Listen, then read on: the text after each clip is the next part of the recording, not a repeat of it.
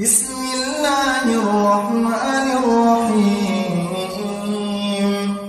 فحملته فانتبذت به مكانا قصيا فأجاءها المخاض إلى جذع النخلة قالت يا ليتني مت قبل هذا وكنت نسيا منسيا فناداها من تحتها ألا تحزني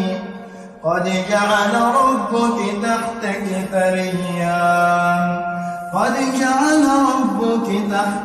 سريا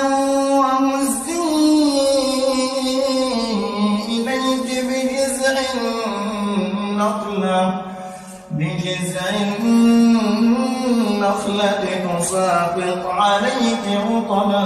جنيا فكلي واشربي وقري عينا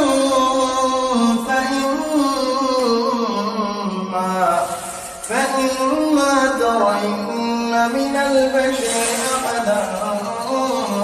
فقولي